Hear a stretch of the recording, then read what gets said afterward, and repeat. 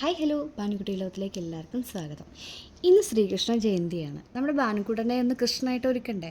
അപ്പോൾ എന്തായാലും ആൾ നല്ല ഉറക്കത്തിലാണ്. രാവിലെ മേടെല്ലാം കഴിഞ്ഞ് കുളിച്ച് ചുന്ദരിയായിട്ട് കിടക്കുവാണ്. അപ്പം ഇനി ഇവളെ ഒന്ന് ഒരുക്കണമെങ്കിൽ ആൾ ഉറങ്ങിയാലേ നടക്കത്തുള്ളൂ, അല്ലെങ്കിൽ ഒരു കാര്യവും നടക്കത്തില്ല. അപ്പം ഇപ്പം നല്ല ഉറക്കമാണ്. ഞാൻ എന്തായാലും ഇവളെ ഒന്ന് കണ്ണൊക്കെ ഒന്ന് എഴുതിക്കാൻ ശ്രമിക്കട്ടെ.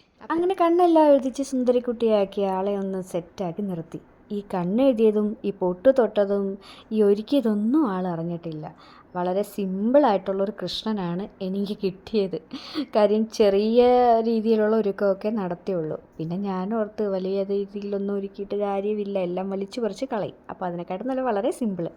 അങ്ങനെ വഞ്ചേച്ചിയാണ് അവൻ്റെ പാൻസും അവൻ്റെ അരപ്പട്ട എല്ലാം കാര്യങ്ങളൊക്കെ സെറ്റാക്കി തന്നത്.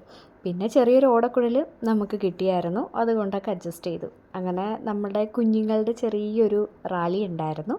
അപ്പോൾ അതിൽ പങ്കെടുക്കാനായിട്ട് കഴിഞ്ഞ വർഷവും ഞങ്ങൾ പോയായിരുന്നു. ഈ വർഷവും ഭാനുക്കുട്ടനെയും കൊണ്ട് ഞങ്ങൾ പോയി. ഒത്തിരി കൃഷ്ണന്മാരായിരുന്നു നമുക്കവിടെ കാണാൻ പറ്റിയത്. കൃഷ്ണനും രാധയും അല്ലാതെ വേറെ ഒരാളും ഇല്ല. അങ്ങനെ കുറേ കുട്ടി കൃഷ്ണന്മാരെ കണ്ടു. അപ്പോൾ എനിക്ക് ഈ വാവയെ കണ്ടപ്പോൾ ഞാൻ എൻ്റെ ഭാനുക്കുട്ടനെ കഴിഞ്ഞ വർഷം കൊണ്ടുപോയപ്പോഴും ഈ ഒരു സെയിം ആയിരുന്നു ഭാനുക്കുട്ടൻ. പക്ഷേ കഴിഞ്ഞ പ്രാവശ്യം ഒരുക്കിയപ്പോൾ ആൾ ഭയങ്കര സെറ്റായിട്ടൊക്കെ ഇരുന്ന് തന്നു. അറിയത്തില്ലല്ലോ, 6 മാസമേ ആയിട്ടുള്ളായിരുന്നു. പിന്നെ ഈ വർഷം ഒന്നിനും സമ്മതിച്ചില്ല.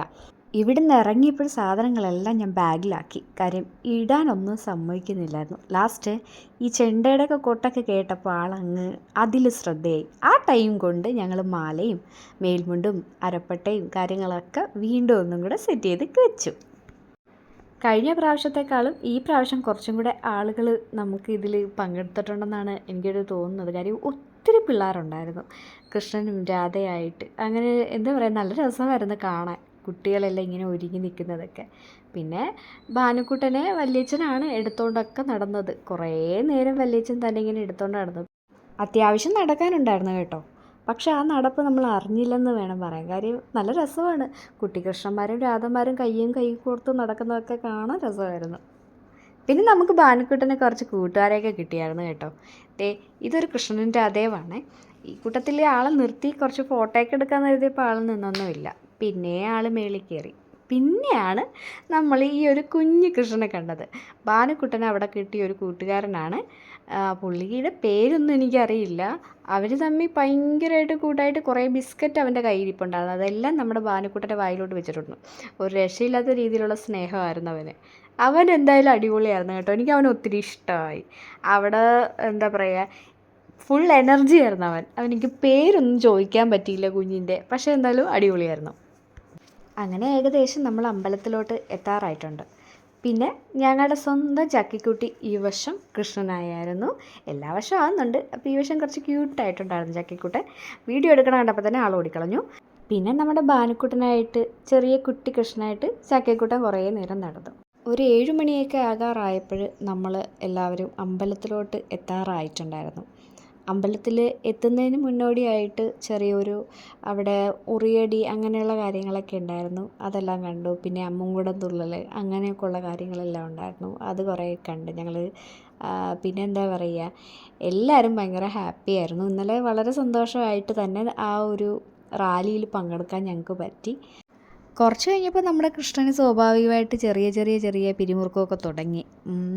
എന്താണെന്ന് വെച്ചാൽ ഒത്തിരി സൗണ്ടും കാര്യങ്ങളൊക്കെ വന്നപ്പോൾ പിന്നെ ആളെ ഒന്ന് കൂളാക്കി ഞങ്ങൾ വീണ്ടും എല്ലാ ചെണ്ടമേളം ആൾ ശരിക്കും ആസ്വദിക്കുന്ന കൂട്ടത്തിലാണ്. ഭയങ്കര ഇഷ്ടമാണ് ചെണ്ട, ആന ഇങ്ങനെയുള്ള കാര്യങ്ങളൊക്കെ, ട്രഡീഷണൽ ആയിട്ടുള്ള കാര്യങ്ങളൊക്കെ ഭയങ്കരമായിട്ട് ഇഷ്ടമാണ് ആൾക്ക്. ചെറിയ ഉറിയടിയെല്ലാം അവിടെ ഞാൻ പറഞ്ഞില്ലേ ഉണ്ടായിരുന്നെന്ന്, അതെല്ലാം കണ്ട് നേരെ ഞങ്ങൾ അമ്പലത്തിലോട്ട് കയറി. അകത്തും ചെറിയൊരു രീതിയിൽ ഒരു വെടിക്കെട്ടുണ്ടായിരുന്നു. അതെല്ലാം നമ്മുടെ ആൾ ആസ്വദിച്ചു. പക്ഷേ സൗണ്ട് കേട്ടപ്പോൾ ആൾ ചെറിയതായിട്ടൊന്ന് പേടിച്ചായിരുന്നു. പിന്നെ അത് ഒത്തിരിയൊന്നും ഇല്ലായിരുന്നു, ചെറിയ രീതിക്കുള്ളായിരുന്നു. അതെല്ലാം കഴിഞ്ഞപ്പോൾ ഒരു ഉറിയടി വീണ്ടും അകത്തുണ്ടായിരുന്നു. അതും കണ്ട് ആളങ്ങ് ആടയാഭരണങ്ങളൊക്കെ അഴിക്കാനുള്ളൊരു ടെൻഡൻസി ആ സമയത്ത് വന്നായിരുന്നു കേട്ടോ. പിന്നെ ആളെല്ലാം ഊരിക്കളഞ്ഞു. തന്നെത്താനെ എല്ലാം ഊരിക്കളഞ്ഞു. ഞങ്ങളധികം പാടുപെടേണ്ടി വന്നില്ല. അപ്പോൾ ഈ വർഷം എന്തായാലും വളരെ സന്തോഷത്തോടെ നമുക്ക് ഇതിൽ പങ്കൊള്ളാൻ സാധിച്ചു. ഞങ്ങൾ വളരെ ഹാപ്പിയാണ്. ഭാനുക്കുട്ടനും ഹാപ്പിയാണ്. പിന്നെ ഒരു കാര്യം വിട്ടുപോയി, ഞാൻ കുറച്ച് നാളായി ഞാൻ ലോങ് വീഡിയോ ചെയ്തിട്ട് ഷോർട്സ് വീഡിയോ മാത്രമേ ഇടുന്നുള്ളായിരുന്നു. ഞാൻ പറഞ്ഞില്ലേ കുറച്ച് റെസ്റ്റൊക്കെ ആയിരുന്നെന്ന്. അപ്പോൾ എന്തായാലും ഞാനിപ്പോൾ ഓക്കെ ആയി. അപ്പോൾ എന്തായാലും നമുക്കിനി പഴയ പോലെ കാണാം. അപ്പോൾ എന്തായാലും ഈ ശ്രീകൃഷ്ണ ജയന്തി സ്പെഷ്യൽ വ്ളോഗ് നിങ്ങൾക്ക് എല്ലാവർക്കും ഇഷ്ടമാണെന്ന് വിശ്വസിക്കുന്നു. അപ്പോൾ കുട്ടി കൃഷ്ണൻ്റെ വക എല്ലാവർക്കും ഒരിക്കൽ കൂടി ശ്രീകൃഷ്ണ ജയന്തി ആശംസകൾ. അപ്പോൾ എന്തായാലും നെക്സ്റ്റ് വ്ളോഗ് കാണുമ്പോഴേക്കും എല്ലാവർക്കും ടേക്ക് കെയർ, ബൈ.